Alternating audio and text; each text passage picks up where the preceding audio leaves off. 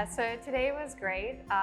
Of course, being on film is always a little nerve-wracking, but lucky for me, I was just the instructor. I have to see our two new dancers, Goda and Yane, did most of the work.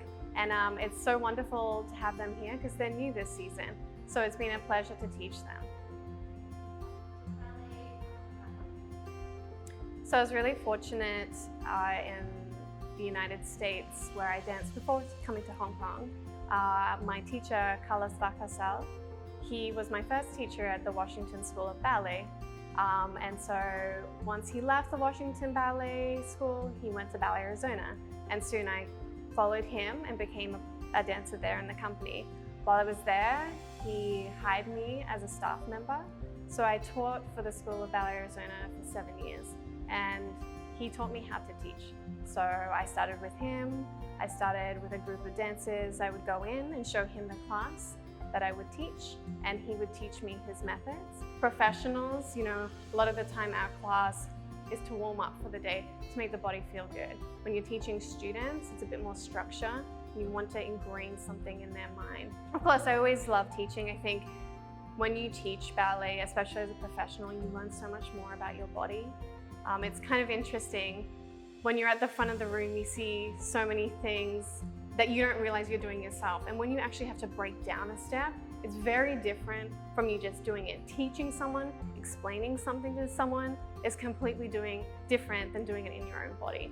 And I think what was so rewarding with teaching students, I taught 11, 12-year-olds and they're coming to point. Now, point is such a fragile time for female dancers, and that fear of leaving the bar to center in point shoes and overcoming that. When I taught them, it was so rewarding to see them jump those hurdles, and I was so excited to be there and give them those opportunities. So I think that for me, love teaching, will continue to teach whenever I can. When you're in a school, really listen to your teachers.